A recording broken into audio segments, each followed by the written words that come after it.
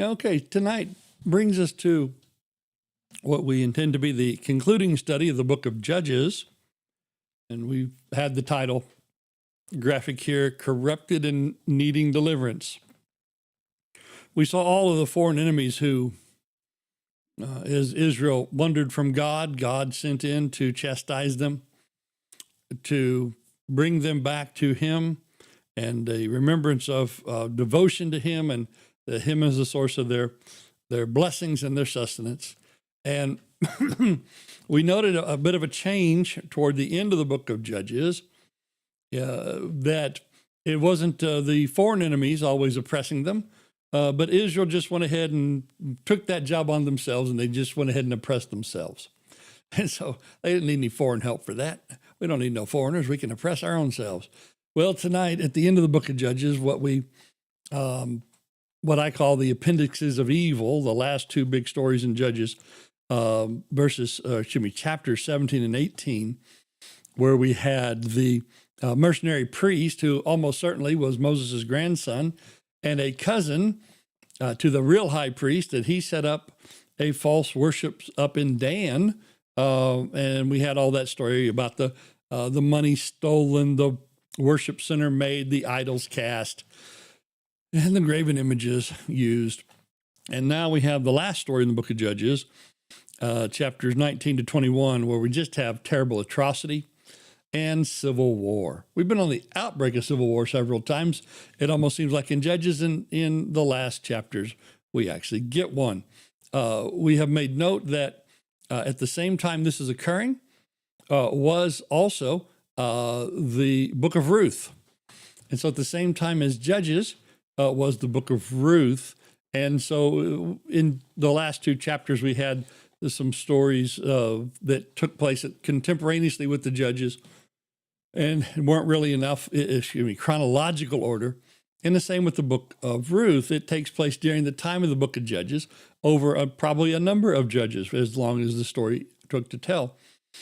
But it was about decent people doing decent things. Yes, like all in the book and time of Judges, they were troubled. They had hardship, but they, in the end, were faithful to God.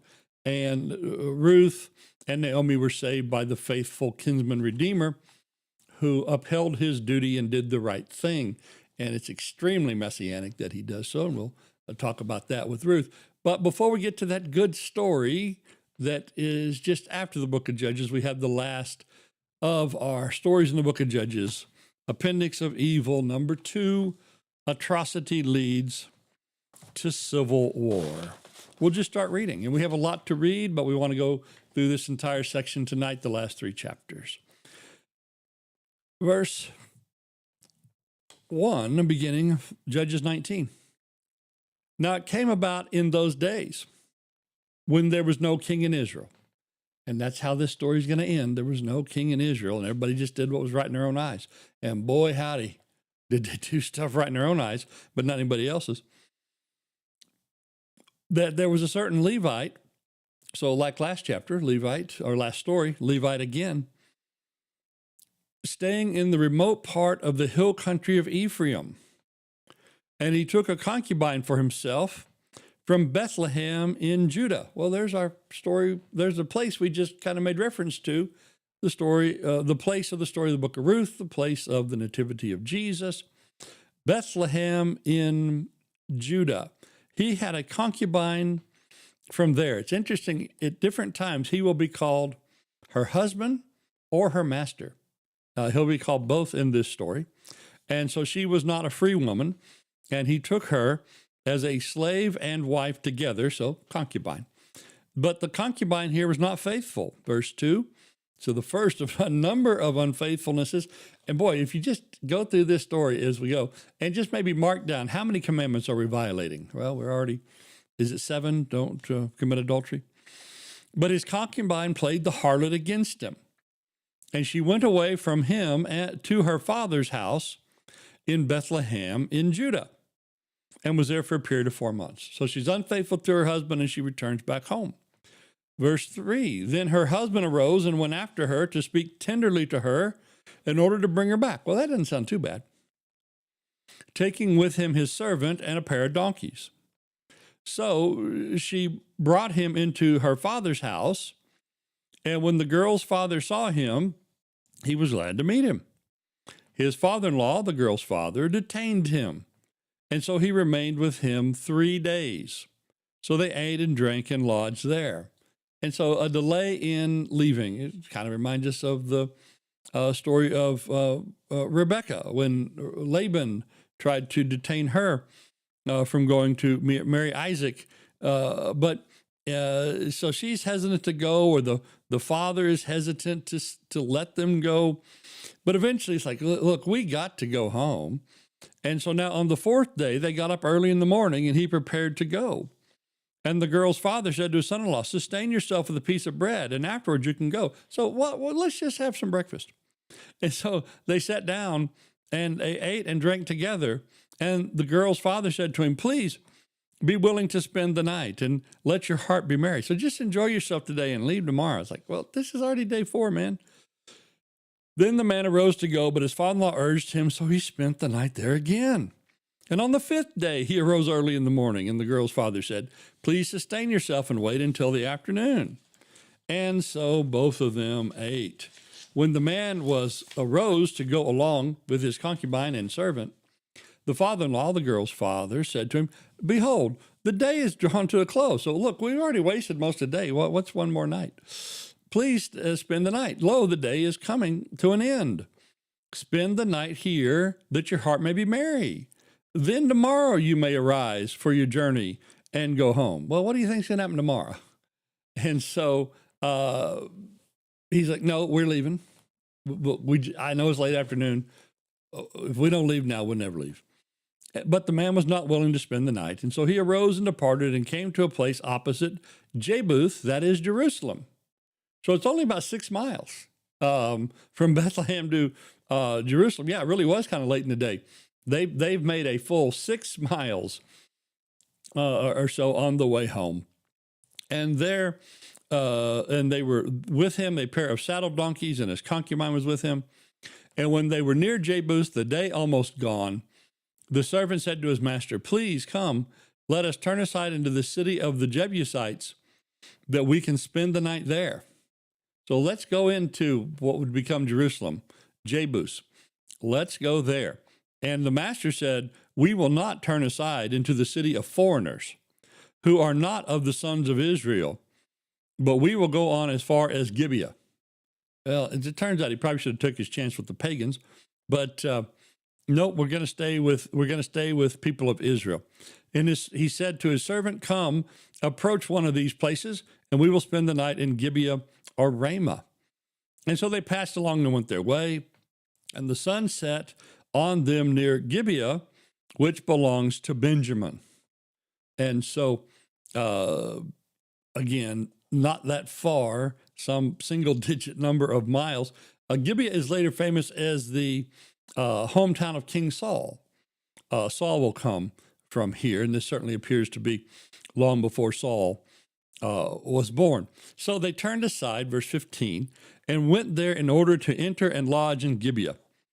When they entered, they sat down in the open square of the city, for no one took them into his house to spend the night. So late hour, late guest in town, and they just go stay in the square at the center of town.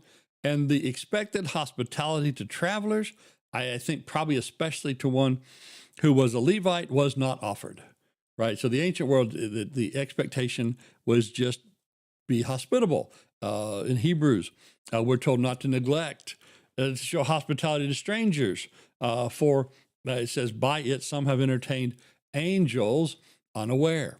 And Romans 12, practice hospitality, Romans 12:13. 1 Peter 4:9, be hospitable to one another without complaint. And so hospitality, just the common expectation of the ancient world, was lacking here in Gibeah. But one hospitable man who kind of tells an ominous thing shows up. And behold, an old man was coming out of the field from his work at evening. Now the man was from the hill country of Ephraim, and he was staying in Gibeah. But the men of the place were Benjamites. And so it's not a local man. It's a man also like this man who was traveling, who was staying up in Ephraim. This man was from Ephraim. And he lifted up his eyes and saw the traveler in the open square. And the old man said, "Where are you going, and where'd you come from?" And so he said, "We are passing from Bethlehem in Judah to the remote part of the hill country of Ephraim. For I am from there, and I went to Bethlehem in Judah, and now I'm going to my house, and no one will take me into his house. Yet there is both straw and fodder for the donkeys, and also bread and wine for me, your maidservant, and the young man who is with your servants. There's nothing lacking." And so the man says, if somebody would be hospitable to me, I've got all the provisions we need. I've got food for the donkeys. I've got food for my people. And so all I need is a place. And the old man says, "Peace to you. Only let me take care of all your needs. However, do not spend the night in the open square." So don't stay out here. Well, there's a reason the old man said that. He had seen things while he lived among them. And so he took him to his house and gave his donkeys fodder, and they washed their feet and they ate and drank. And so, okay, they finally found some hospitable place. They found a hospitable man, a stranger to that place himself brought them in, and we think that it's all going to go well. But basically now Sodom breaks out. And so the story almost exactly the same as Sodom. While they were celebrating, behold, the men of the city, certain worthless fellows, surrounded the house, pounding the door, and they spoke to the owner of the house, the old man, saying, "Bring out the man who came into your house, that we can have relations with him." And I'm guessing they said it in a bit more rude fashion than that. And so, just like Genesis 19, where the men of Sodom surrounded the house, and they said, "Bring them out," and in the same words, which again, I'm pretty sure is the cleaned up, edited family version, "Let us have relations with them." 23, the man, the owner of the house, went out to them and said, "No, my fellows, please do not act so wickedly. Since this man has come to my house, do not commit this act of folly." So look, he's my guest. I am taking care of my guest, and you cannot do that. And so verse 24, again, reminiscent of Sodom all the way down.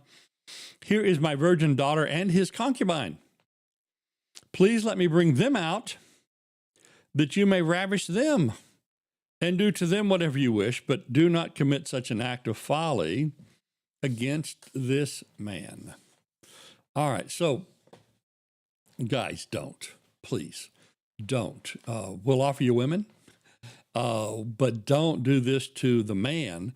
And you think about what a crime and how many commandments just taking the women would be, but how many violations of different commandments of the law, aside from the 10. But don't do this extra. Don't do this beyond this homosexual-based offense. But the men would not listen to him. So the man seized his concubine and brought her out to them. All right, so that's a difference here, right? Because in Sodom, there were angels, and angels gave protection, and the angels protected the men and women alike. No divine help forthcoming here. The man decides to take matters to his own hands, and he throws his own concubine wife out.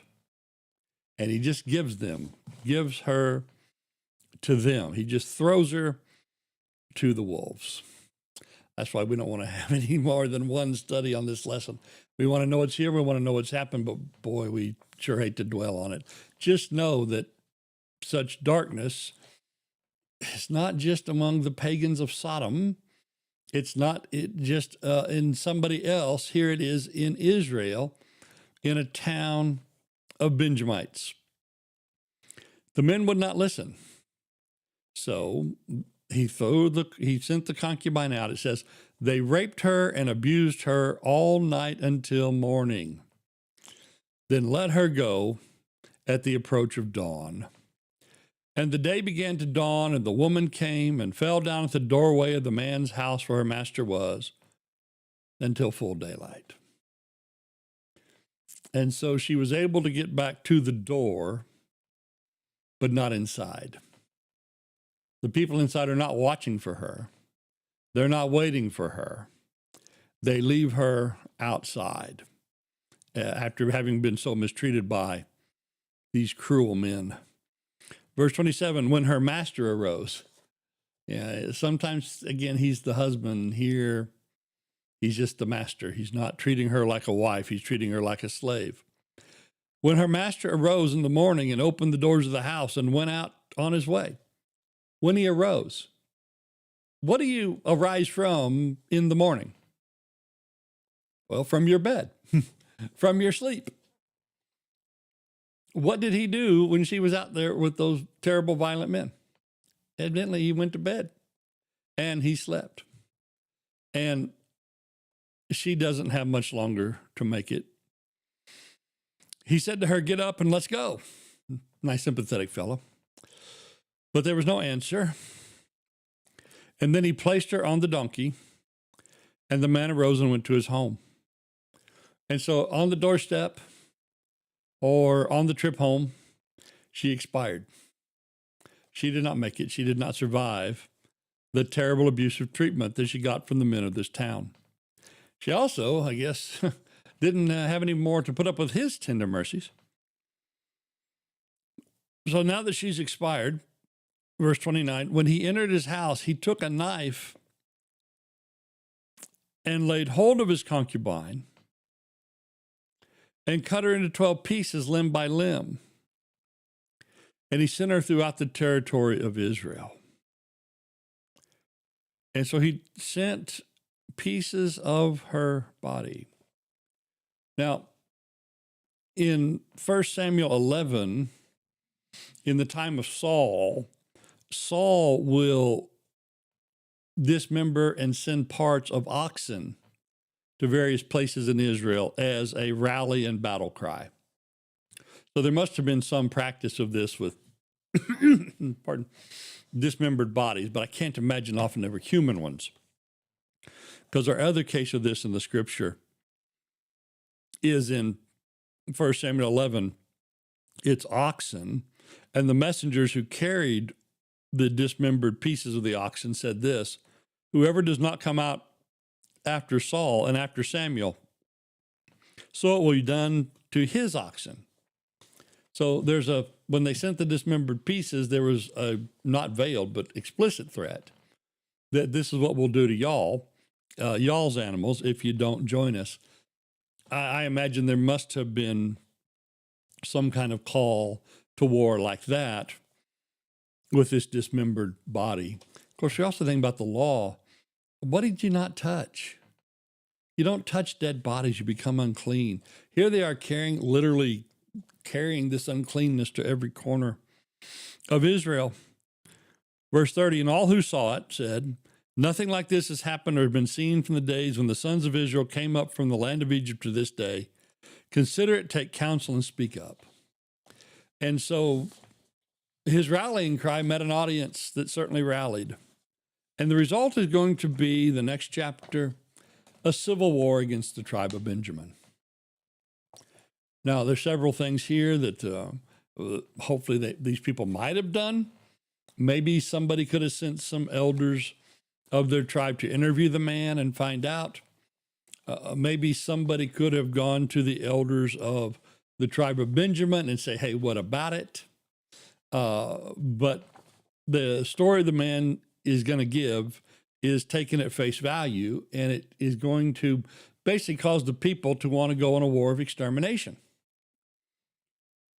Verse 1 of chapter 20, then all the sons of Israel from Dan to Beersheba, so the north to the south, including the land of Gilead over there on the other side of the Jordan River, they came out, and the congregation assembled as one man to the Lord at Mizpah. And I believe that's where the tabernacle was at this point. And the chiefs and all the people, even all the tribes of Israel, took their stand in the assembly of the people of God 400,000 foot soldiers who drew the sword. So we think about how Gideon had been able to bring out 33,000 when he was going to fight the Midianites, and God sent the vast majority of them home. But 33,000. Here is 400,000. This is, 12, 14 times more than Gideon assembled? And they're all just outraged. Now the sons of Benjamin heard that the sons of Israel had gone up to Mizpah. And the sons of Israel said, "Tell us now, how did this wickedness take place?" Well, they weren't asking Benjamin. They were asking the aggrieved fella. So the Levite, the husband of the woman, see there, he's the husband.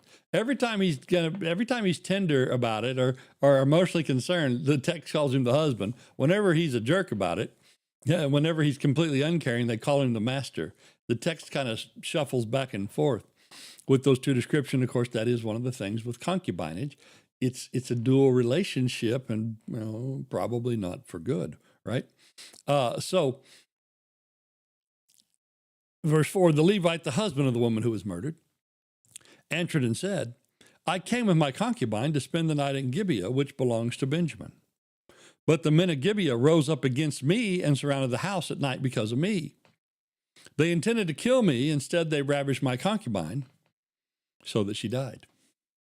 Well, again, there's no wrong in that story. What's wrong with that story is what's missing, not what's said. He leaves out all the parts where he's uncaring. He leaves out the parts where he just leaves her to them, and he puts it all, of course, on them. Which, of course, whenever I'm harmed or my people are harmed, that's what happened. It was always them and only on them. But he gives a partial telling. Again, wrong in its omissions, not in its statements. "And I took hold of my concubine, and I cut her into pieces, and I sent her throughout the land of Israel's inheritance, for they have committed a lewd and disgraceful act in Israel. Behold, all you sons of Israel, give advice and counsel here." Well, he's already called for blood, right? He's not asking for advice. He's not asking for what to do. He's led them exactly to do what they're going to do. But he does have some political skills. We'll give him that. And so then, in the outrage of Israel, they are now going to attack this city. And Judah, who hasn't been as fully informed, Benjamin, the tribe of these people who haven't been as fully informed or involved at all, they defend their brothers. Because what do you do in a fight? You fight with your brothers, right? I mean, alongside your brothers, not contrary. I didn't mean with that way. So they're going to fight alongside their brothers.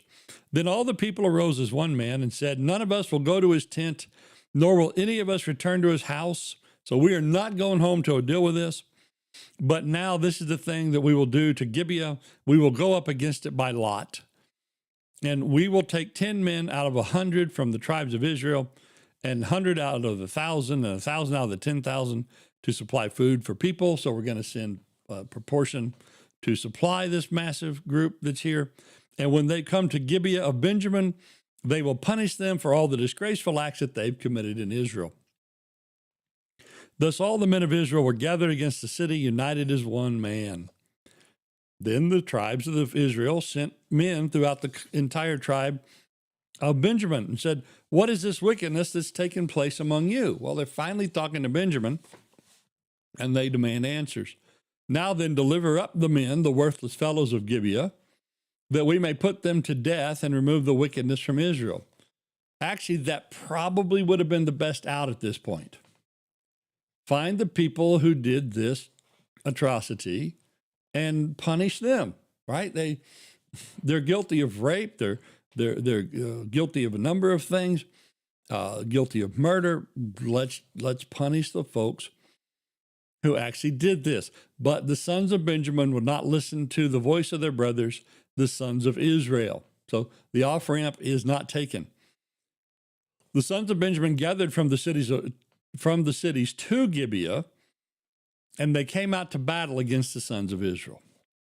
So 400,000 are against them. I don't know if they knew that, but they're going to defend their brothers. And this, what was always one of the small tribes, is going to go against the rest. And so, as they say, blood is thicker than water, right? And in that old saying, blood is thicker than water, it literally means that kinship, that's the blood, is thicker than the waters of baptism. That's the spiritual connection or the religious connection. And so even when you think this is a spiritual fight, even when you think this is a religious fight, family connections matter a lot. And if we don't understand how family connections put cords of connection and cords of loyalty through things that we think, well, that really shouldn't matter. It does. And here it does. And so from the cities of that day, the sons of Benjamin were numbered 26,000 men who drew the sword, beside the inhabitants of Gibeah, who were numbered 700 choice men. So Gibeah was a town that could muster out 700 men to fight. And all Benjamin together could muster out 26,000. Again, not insignificant numbers, but nothing compared to all of Israel and 400,000. And out of these 700 choice men, out of all these 700 choice men were left-handed, and each one could sling a stone at a hare and not miss. And so basically, they ended up being in a town where it's almost the equivalent of special forces soldiers. They got guys who evidently just love their slingshot and are well practiced at it. And being the fact that these guys are all in a tribe and related, left-handedness, which is a genetic thing, left-handedness is strong among them. And so it's like facing a left-handed pitcher with a really good fastball. It just it's unnerving because you don't normally have the ball coming from that way and breaking that direction. And so they're doing it with slings. And that can be dangerous to your life. And so there becomes a multi-day battle. And in the first days of battle, Israel does not come off well, though they are massively outnumbering the others. Then the men of Israel, besides Benjamin, were numbered 400,000 men who all drew the sword. All these were men of war. Now the sons of Israel arose and went up to Bethel and inquired of God, who shall go up first for us in the battle against the sons of Benjamin? And the Lord said, Judah shall go up first. Now, in all of this, we might think that the Lord is not consulted, that God has nothing to do with this. And it is the book of Judges, and how many times do people not consult God? But they are consulting God. It does appear that God wants to humble them a bit before he gives them the victory easily. But they are consulting God in this attack, and all. This is something that God gave an answer to. So the sons of Israel arose in the morning and camped against Gibeah, verse 19. The men of Israel went to battle against Benjamin. The men of Israel arrayed for battle against Gibeah. Then the sons of Benjamin came out of Gibeah and fell to the ground that day, 22,000 men of Israel. It looks like everybody in Benjamin killed them one, because Israel loses as many as Benjamin has. But the people, verse 22, the men of Israel, encouraged themselves and arrayed for battle again in the place where they had arrayed themselves the first day. And so they take courage and they say, this is what God had wanted, let's go. So the sons of Israel went up and wept before the Lord until evening, inquired of the Lord, shall we go again and draw again near for battle against the sons of my brother Benjamin? And the Lord said, go up against them. Again, the perpetrators in Gibeah should have been handed over, even if it was a substantial fraction of the town that was involved or complicit, even if it was their family of the elders, even if it would have been just crushing to lose so many of this town. Benjamin should not have stood beside them. But God is humbling Israel even through this. And so the second day didn't go any better than the first. Then the sons of Israel came against the sons of Benjamin a second day. And Benjamin went out against them from Gibeah the second day and fell to the ground again, 18,000 men of Israel, all those that drew the sword. Well, now we had the 22 and the 18. They're at 40,000 down. They came with 400,000, and they've lost 10% already in 2 days. And all the sons of Israel and all the people went up and came to Bethel and wept. Thus they remained there before the Lord and fasted the day until evening. and they offered burnt offerings and peace offerings before the Lord. And the sons of Israel inquired of the Lord, for the ark of the covenant was there in those days. And Phinehas, the son of Eleazar, Aaron's son, stood before it to minister in those days, saying, shall I go up again to the battle against the sons of my brother Benjamin, or shall I cease? And the Lord said, go up, for tomorrow I'll deliver them into your hands. So the first 2 times he told him to go, the third time he tells him to go with a promise, the promise of victory. Well, they don't just go, even though they have the promise, they try to be a little more sly about it. We're just not going to go attack them front on. That did not work very well. And so Israel devises a stratagem to go and do a little better. So Israel sent men in ambush, or set men in ambush around Gibeah. The sons of Israel went up against the sons of Benjamin on the 3rd day and arrayed themselves against Gibeah as at other times. The sons of Benjamin went out against the people and were drawn away from the city. And they began to strike and kill some of those people as at other times on the highways, and one of which goes up to Bethel and the other to Gibeah, and on the field about 30 men of Israel. So they attacked down the main road again. And Benjamin says, hey, I've seen this, song. I've seen this movie twice. So same song, 3rd verse. Let's do this again.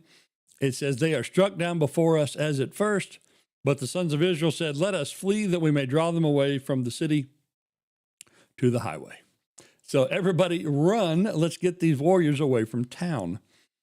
And then all the men of Israel arose from their place and arrayed themselves at Baal Tamor. That is where the men of Israel in ambush broke out of their place, even at Marageba, when 10,000 choice men from all Israel came against Gibeah. The battle became fierce, but Benjamin did not know that disaster was close. And the Lord struck Benjamin before Israel, so that the sons of Israel destroyed 25,100 of Benjamin that day, all who drew the sword. So it was a melee. It was brutal. It was costly. Now, the next verses go ahead and tell us in detail how this victory went. So we already know how the victory, that the victory was achieved. Now we're going to be given some details of the event. And I thought, well, this is a long reading and it doesn't add all that much except for some details. But you know what? It's the Word of God. This is a Bible study. Let's read the Word of God. God put it here for a reason. And so this is the time we're here to study it. So let's take it on. Let's get the details. We start with the ambush. So the sons of Benjamin saw they were defeated. And when Israel gave ground to Benjamin because they relied on men in ambush, whom they had sent against Gibeah, the men in ambush hurried and rushed around Gibeah. The men in ambush also deployed and struck all the city with the edge of the sword. So while the army was out there getting drawn away from town, they ambushed the city and they took it. Now, the appointed sign between the men of Israel and the men of the ambush was that they would make a great cloud of smoke rise from the city. You'll see the smoke rising, guys, when we took it. And then the men of Israel turned in battle, and Benjamin began to strike them and kill about 30 of Israel. And they said, surely they are defeated before us, as in the first battle. We already read that. And when the cloud began to rise from the city in a column of smoke, Benjamin looked behind them, and behold, the whole city was going up in smoke to the heavens. So there's the ambush, now the flight. Then the men of Israel turned, and the men of Benjamin were terrified, for they saw that disaster was close to them. Therefore they turned their backs before the men of Israel toward the direction of the wilderness. But the battle overtook them, while those who came out of the cities destroyed them in the midst of them. They surrounded Benjamin, they pursued them without rest, and trod down opposite Gibeah toward the east. Thus the 18,000 men of Benjamin fell. All of these were valiant warriors. The rest turned and fled toward the wilderness to the rock of Rimmon, but they caught 5,000 of them on the highways and overtook them at Gittim, and they killed 2,000 of them. So all of Benjamin who fell that day were 25,000 men who drew the sword. These were valiant warriors. And so they start off with this whole tribe out there. And even though they were great individual warriors, there's too many of them that were arrayed against them, and the Lord was against them. And so only 600 escaped. So the last verse is the escape. But 600 men turned and fled toward the wilderness to the rock of Rimmon, and they remained at the rock of Rimmon for 4 months. The men of Israel then turned back against the sons of Benjamin and struck them with the edge of the sword. So both the entire city and the cattle and all that was found, they also set on fire all the cities which they found. And so the cities of Benjamin were defenseless, and the people went and sacked and burned them too. And so thus the terrible, terrible civil war. Now the aftermath, the last chapter of this, chapter 21, arrangements are made to let the tribe of Benjamin actually continue to exist. Because we find out the people had made some vows when they had gathered against Benjamin. Verse 1 of chapter 21. Now the men of Israel had sworn at Mizpah, saying, none of us shall give his daughter to Benjamin in marriage. And so before they went to war, they had, I guess, several codicils or several agreements they all reach against Benjamin. And one is that they won't have anything to do with them, including not letting anybody marry. I think they figured there probably would be some of Benjamin left and let them just fend for themselves among their own, but there weren't any of their own left. So the people came to Bethel and sat there before God until evening and lifted up their voices and wept bitterly. Yeah, guys, you overcooked it, it appears. And so the remorse. And they said, why, O Lord, God of Israel, has this come about in Israel that one tribe should be missing in Israel? Well, there's supposed to be 12 tribes. And right now we're basically down to, 11.05. We just don't have much at all of number 12. And it came about the next day, the people arose early and built an altar there and offered burnt offerings and peace offerings. So again, they turned to God in remorse. And so the sons of Israel said, who is there among all the tribes of Israel that did not come up in the assembly of the Lord? So when everybody was called together, when all Israel turned out, did anybody not show up? And it turns out they found a group that did not show up. For they had taken a great oath concerning him who did not come up to the Lord at Mizpah, saying, surely he'll be put to death. And the sons of Israel were sorry for their brother Benjamin and said, one tribe is cut off from Israel today. What shall we do for the wives of those who are left, since we have sworn by the Lord not to give any of our daughters to them in marriage?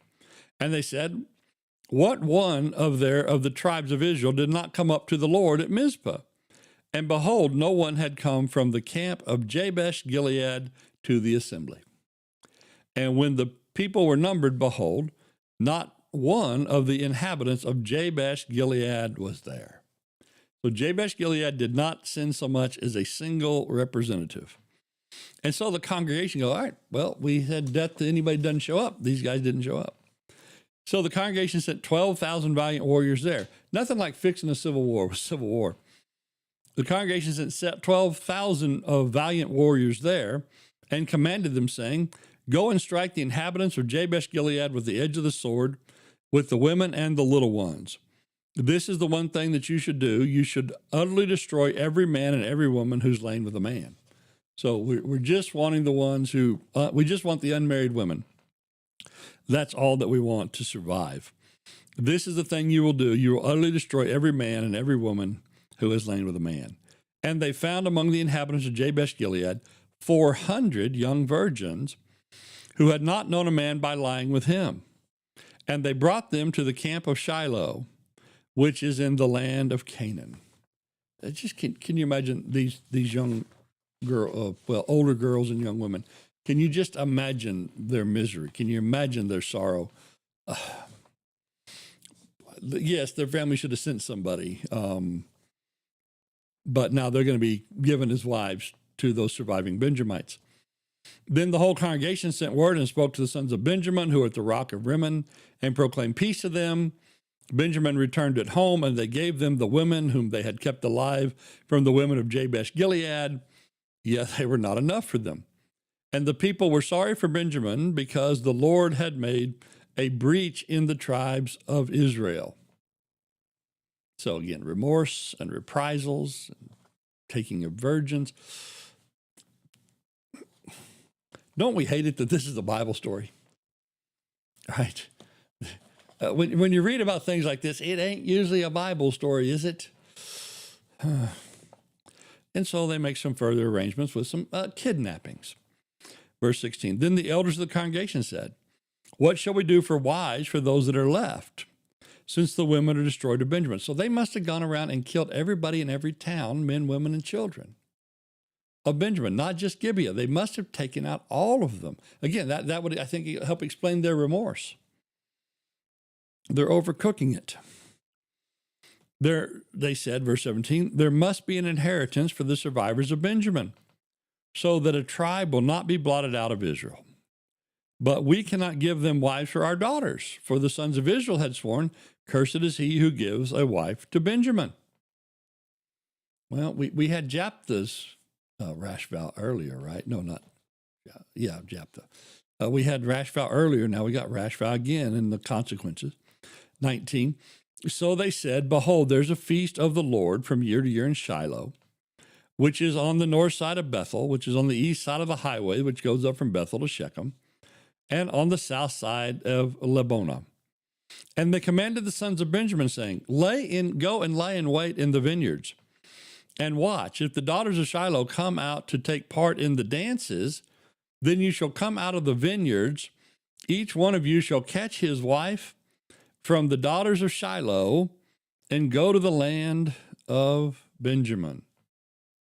So, guys, we can't give you wives, but here's a chance for you to snatch one up. I'm not sure if this is like the Roman story of the Sabin women, or if this is 7 brides for 7 brothers, but okay, that's what we're going to do. And so, verse 22, it will come about that when their fathers or their brothers come to complain to us, so evidently they're not telling the families of these ladies, because if they knew, they wouldn't send their daughters, or if they did willingly send their daughters, they wouldn't complain. So evidently they don't tell the families involved until afterwards.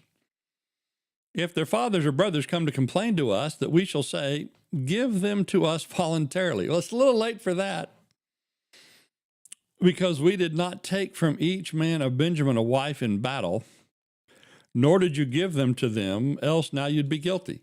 So, guy, you'd be guilty if you agreed, but we agreed for you. So just consider it a voluntary gift.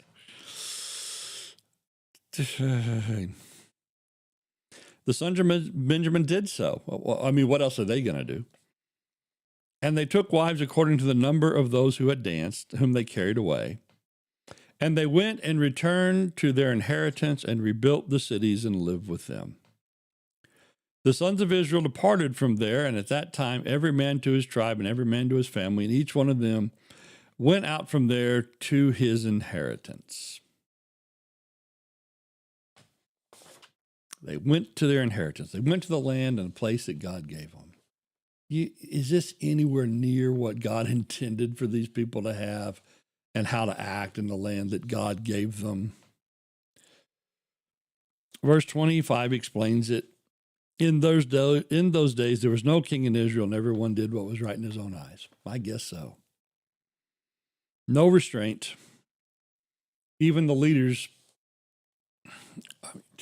do they take morality and feelings and the needs of other people involved? In some ways, they just kind of throw women around like the concubine owner did, don't they? A little bit better. What does it say in Jeremiah? The heart is more deceitful than in all else. It is desperately sick, or some translations say it is desperately wicked. Who can understand it? And so with that sad tale, we end the book of Judges, remembering again, our title summary, corrupted and needing deliverance.